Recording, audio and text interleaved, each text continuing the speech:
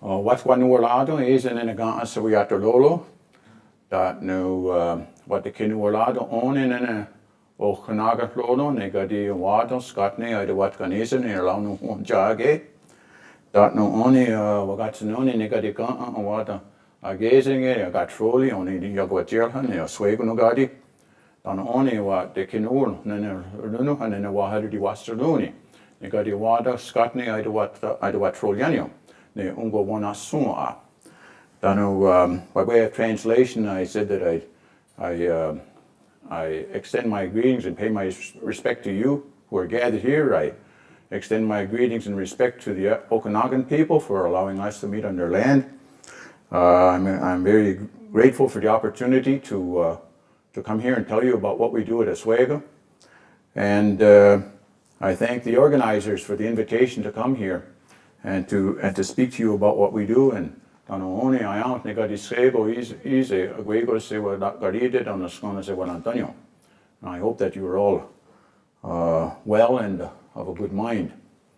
That no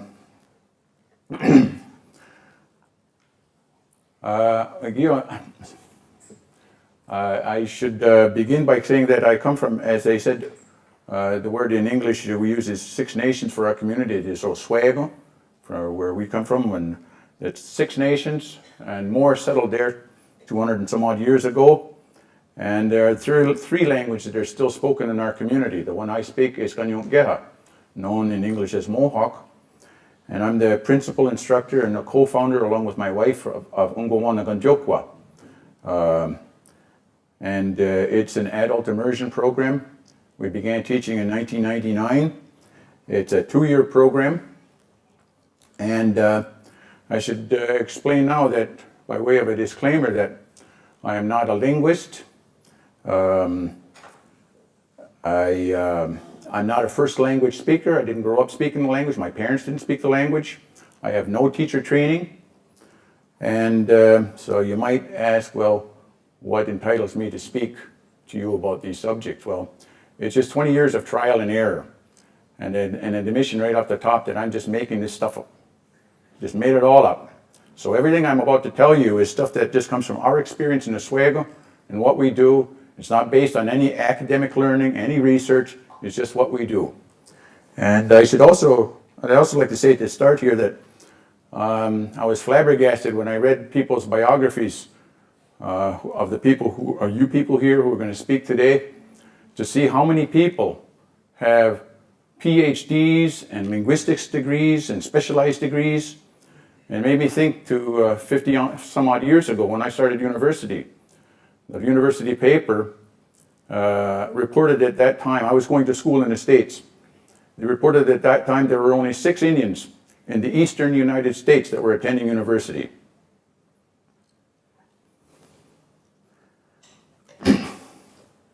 And now, 50 years later, in one province alone, we have enough people with PhDs and specialized linguistics degrees to host a symposium. So good on you guys, and good on us as a people.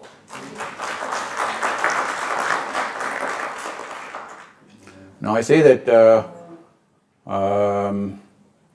we're just making the stuff up as we go along in Oswego, but what we are doing is creating speakers. And here is an example. What not easy as I it's.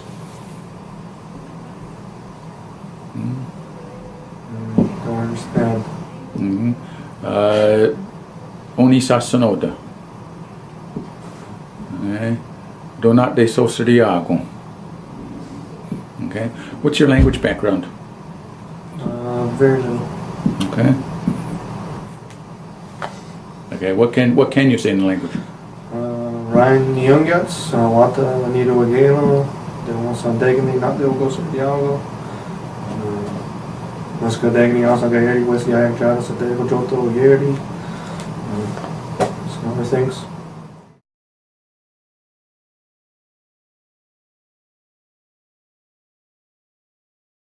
Sego. Oh, Sego. Oh, niyo haji. Wagina Kwa. Oh, no jero. Well, joking then, so saying that air her, when he died us, a kid dog. Dos ke ka. Don't know, got the one was one. Eager easy, that's a do darko. How ginyo? Katke Israel toyage. Got no. Then you don't know. Against the Yonton. They don't know how I go home to her hot. Then on the dagger, the dog just the Ota. Was that the yonder what he judge at got daggers did Waganos today? Yaki such a town to name, yet the one he's a get Negura on I get in the air her. Which on Ganosko set in the air her. Tuchi ya hats the ways again. Days again. Netia dagger again no school, I will need there. What did I do? A series honya to Tuchi ya Ganosko, I'll need time. Oh, Neo, do I didn't really was running Dosa or the on the one need there. Jidisa hit there. Doga, ja niitä voikin askoa, ja te voikin te jäädä tinniä kiri honja, ja taun niitä jo.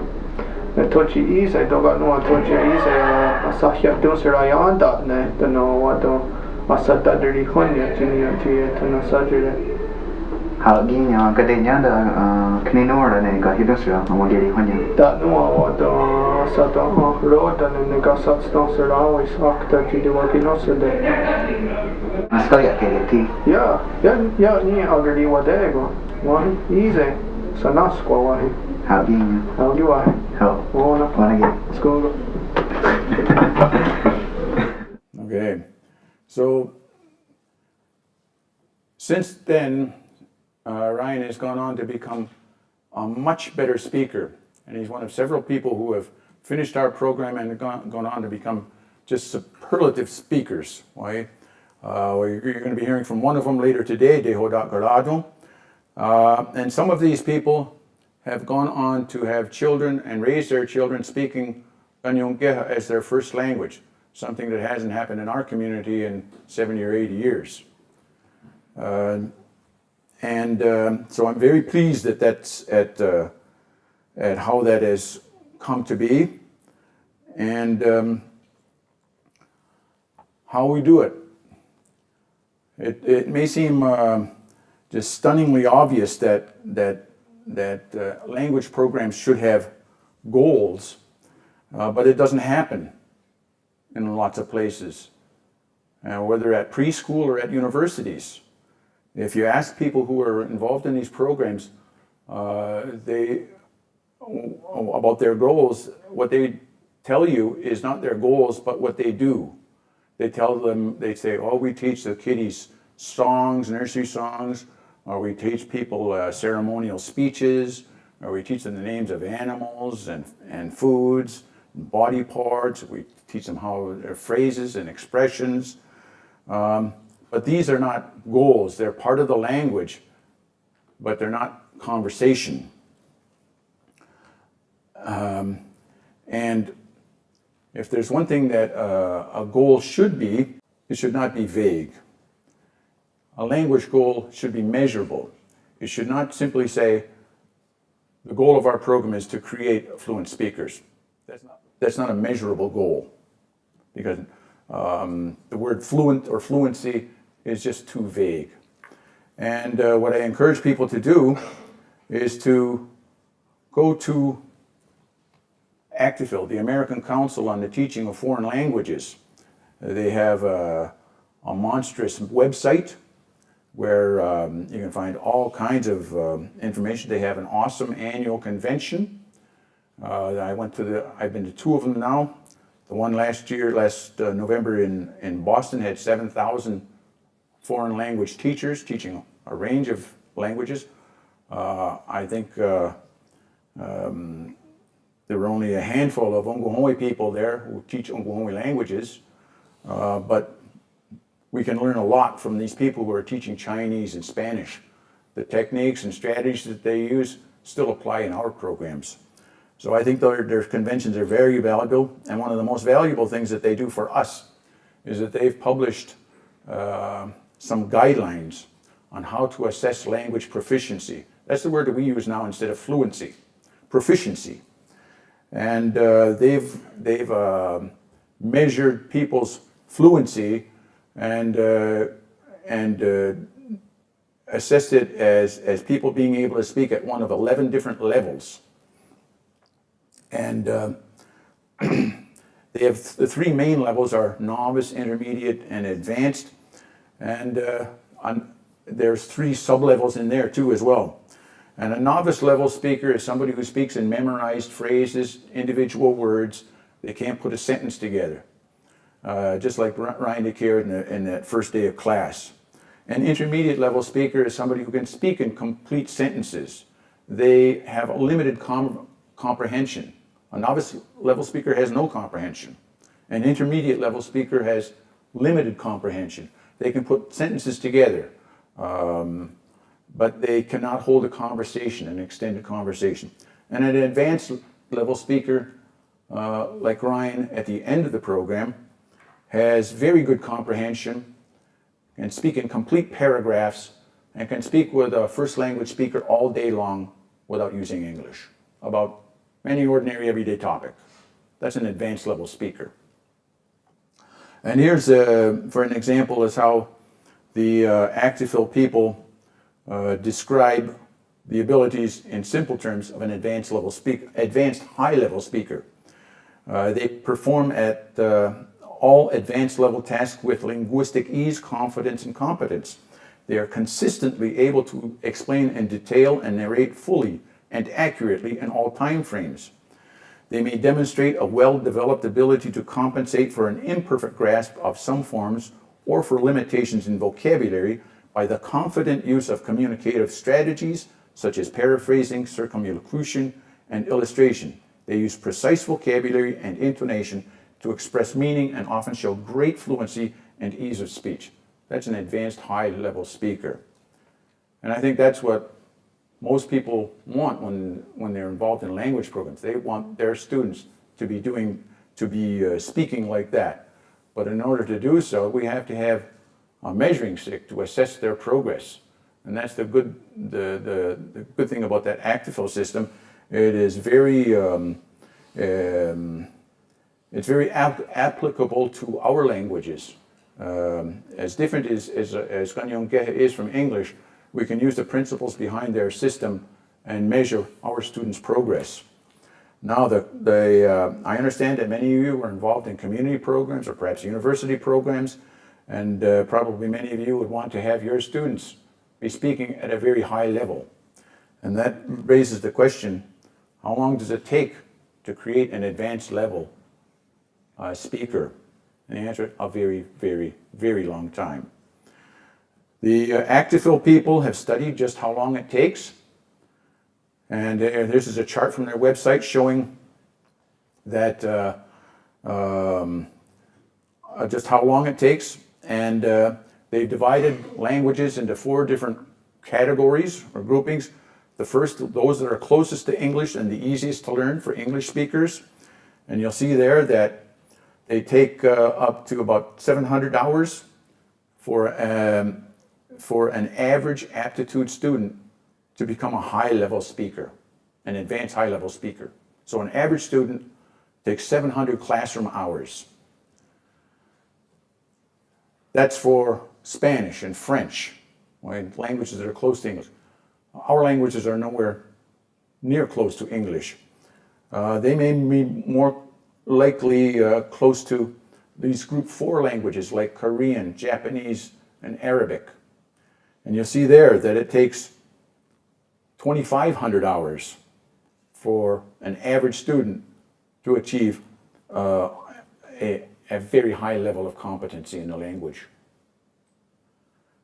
And one of the things about that is, well, that's a lot of time, but these are the people that this Actifil surveyed were people who work for the American State Department, people who already have university degrees, people who have a lot of study skills, and people who are highly motivated to learn the language because they lose their job if they don't succeed.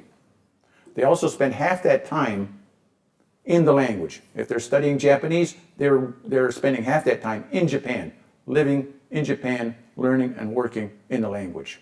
That's an opportunity that we don't have in our communities. Why?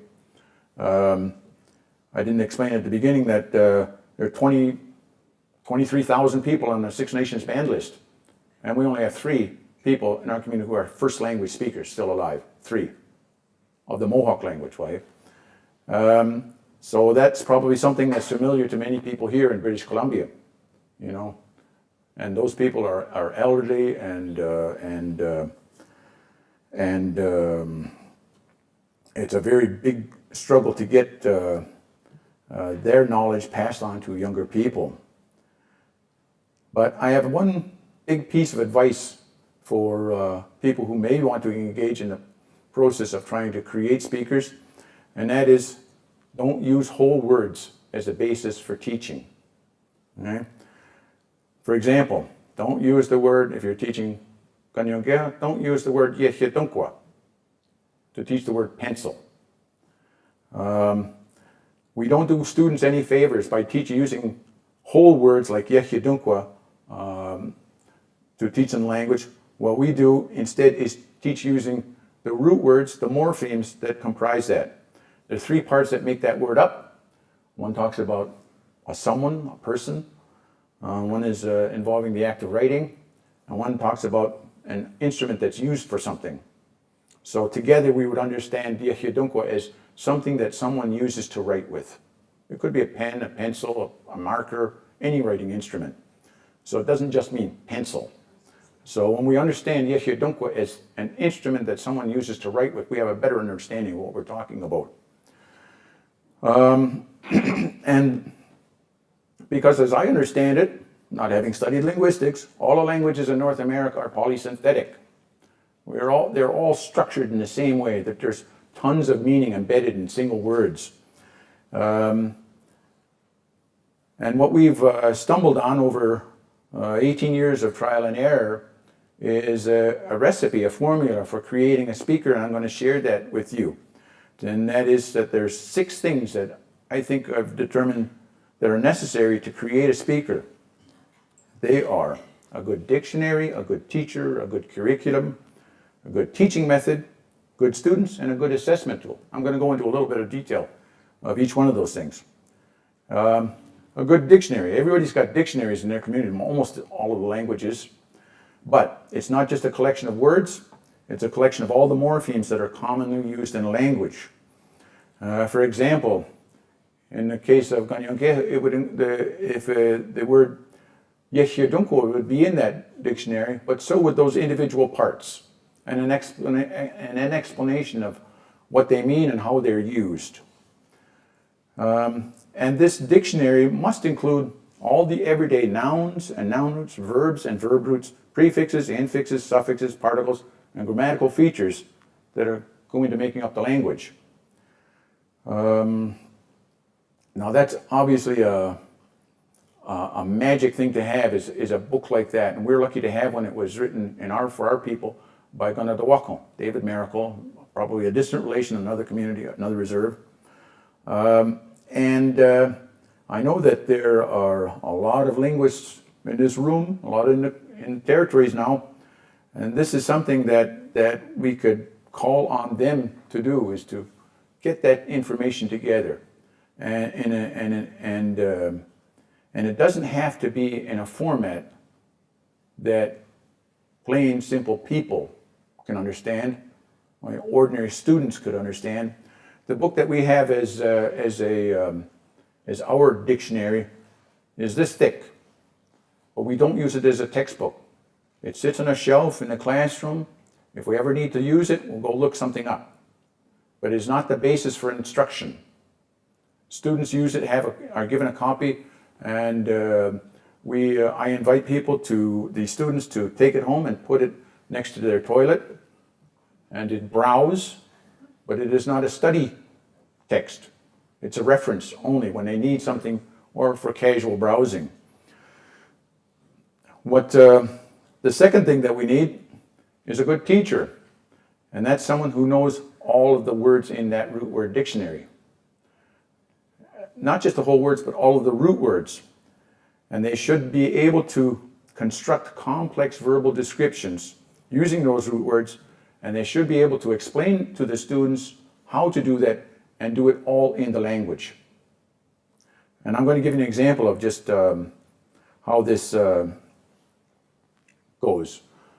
Some teachers will take a word like Kentyohkwa, and I've been through this, I've been through a lot of classes from a lot of fluent speakers, and what I thought was a good teacher would show me how a word we take it apart and show you what the parts mean, which is fascinating to students, but not very helpful in learning to become a speaker.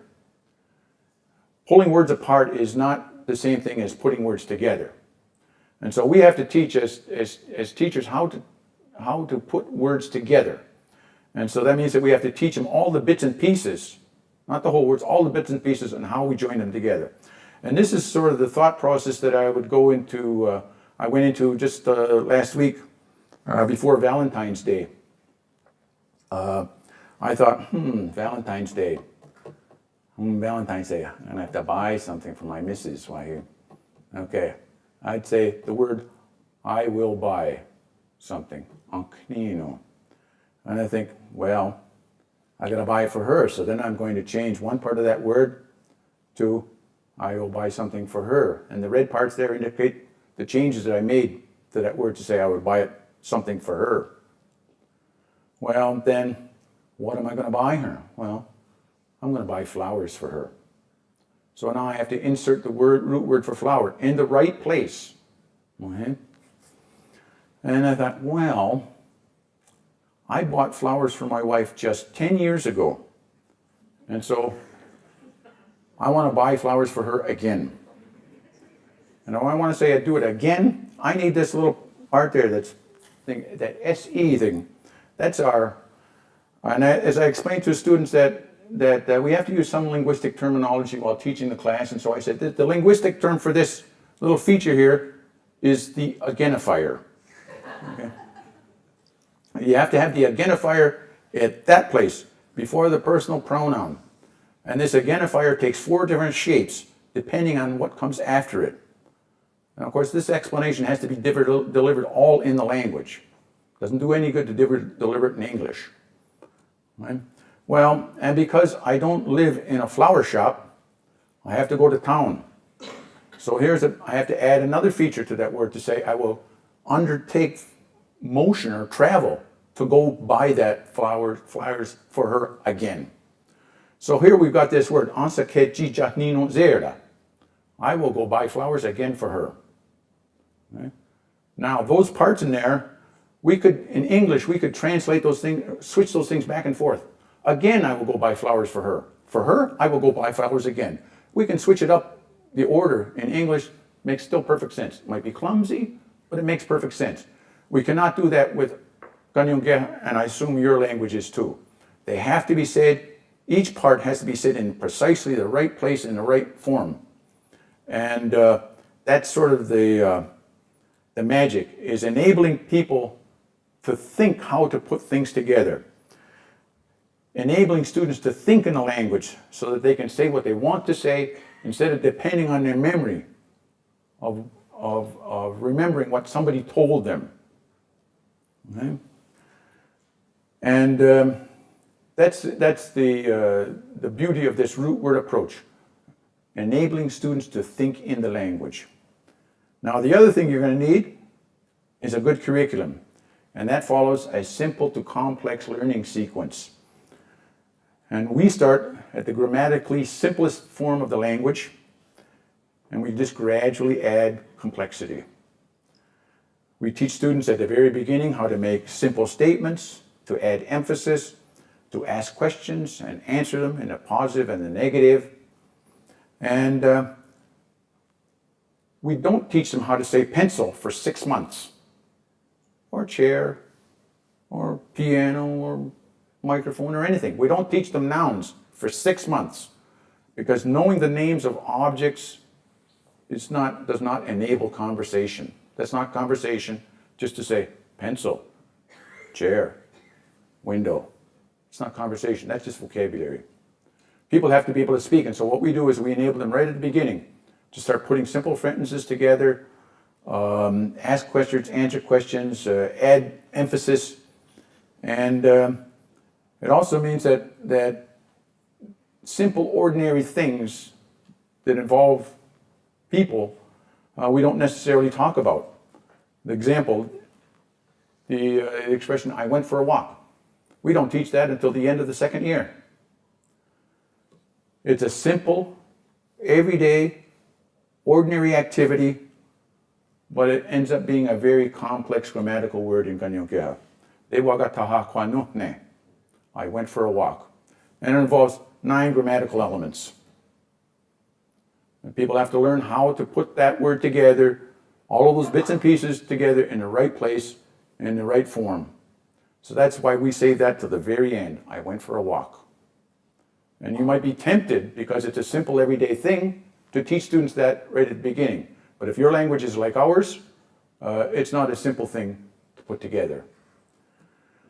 We have a 2-year program, and our first year students learn to describe people, places, and objects the way they are, the way they were, the way they will be, the way they should be. And in a way, this is like describing photographs. You show somebody a photograph, and you say, and you describe it. Oh, this is a picture of my Uncle Jack. He's holding my little brother when my little brother was 2 years old. He was married to this woman named Phyllis, but they're divorced now. And he's standing just in front of the lake. They used to live there at the lake. And I know he's kind of depressed now, and I know what he would be happier if he was married again. That's the type of language that goes into describing a photograph. That is what students learn how to say in the first year program. Okay, and the big difference of that and the second year is when they learn to talk about actions and events. When they learn to talk about videos. Describing a photograph is simple. Describing a video is much more difficult. So this is where they start to learn to talk about events and all the thing that goes on regarding that. And we think about Ansakejija Nino Zera. I will go buy flowers for her again. So that's the curriculum, simple to complex. And the fourth thing we need is a good teaching method. And that itself involves what I think is 5 things. Teaching by immersion, everything done in the language. We teach 99% of our instruction is all in the language. The second thing we do, we force students to learn by ear. At the beginning, by their ears, not with their eyes. You know. Third thing is that all the new material that they're learning is based on what they already learned, what we've already taught them. I learned a fancy grammatical term or teaching term for this. They call this scaffolding. Hey, so we scaffold. The other thing is that a good teaching method is making students speak. I've been in the classrooms where the instructor spends 90% of the day doing the talking. And those students aren't learning how to talk, they're learning how to listen. So your students have to spend more time speaking than the instructor does if they're going to speak, become speakers. The other thing is students have to be moving. This is a new theory of mine, complete theory, that movement and getting the blood flowing triggers more activity in the brain cells. I think it leads to faster, better learning. It's been proven by studies in the Netherlands that kids learn arithmetic better when they're doing phys ed. So we do the same thing. We do calisthenics, charades, action gestures to learn vocabulary. Now the fifth thing in our little recipe is good students. We need good students. The trouble is that they're hard to find. Older speakers have a lot of difficulty learning language. We have an age limit in our program. Okay, nobody over 50 can come into our program. We set up other programs for them where it's not as stressful, right? And they can still get something out of it. The other thing is that when I say good students, not all of our students coming in there speak English at a very high level. They're not advanced high-level speakers of English. And my thinking is that if you don't speak English at a very high level, you're not going to learn to speak a second language at a very high level either. So that's one of the problems that we have in the program, is that many of our people don't speak English, even though it's their only language, to a very high level of proficiency. And the other thing is, many of our students come here with university degrees, and they have a lot of study skills, but that's not enough. Many people come there with emotional issues, anxiety issues, panic attacks, that just don't allow them to speak in front of others. I'm amazed at how many people we have attending classes like that. They freeze up. And I have to remind them, even those with their fantastic study skills and terrific notebooks, that you don't become a speaker by studying, you become a speaker by speaking. And a lot of people are reluctant to do that. They think they just have to study more, and then somehow one day they'll be a speaker. No, they have to start speaking, making mistakes, and learning from those mistakes, and to get that far. There's a lot of memorization in the program, obviously, and so we stress and require the use of flashcards, not paper cards, digital. The two ones that we recommend most are Anki and Quizlet. They're freebies on the net, they can get them, and everybody's got a cell phone there, or some kind of a mobile device that they can use to put them on. The last thing, a good assessment tool. I said that the ActiFil's oral proficiency interview is a good place to set language goals. It's also a good place to assess the progress that students are making. Another thing about assessment, it's not a white thing. I've been to native language conferences and asked people about these fantastic programs that they talk about, and ask them how well are these students doing. Did they assess them on the ActiFil scale or the European scale, and where are they? And they say, no, we don't do that. That's not our way. That's white man's voodoo, right? You know, we don't do that. That is just, I don't think there's any excuse for that. I think that we have to be true to ourselves and sort of being honest with where are we? Could we be doing a better job? And that ActiFil assessment scale will tell us that. Not just how well the students are doing, but how well we are doing as instructors. Okay? The other thing is that is not a weekly or monthly thing you can give students. We just do it at the end of the year. And it requires people attending one of their training courses to learn how to perform one of these things or how to conduct one of these things. You can attend one of their sessions they have scheduled throughout the year. And the other thing about it, I've been to two of them in our territory where we've had the trainer come to us. And it's very reasonable in terms of the costs of getting this done. They come to you and put on these workshops. They are either 1, 2, or 4 days long, and I recommend the 4-day workshop. Okay, now, at some point your program is going to come to an end, and this is where you and the student has to face up that this is not the end, this is just the beginning. It's up to the student to take what they now know and take it further.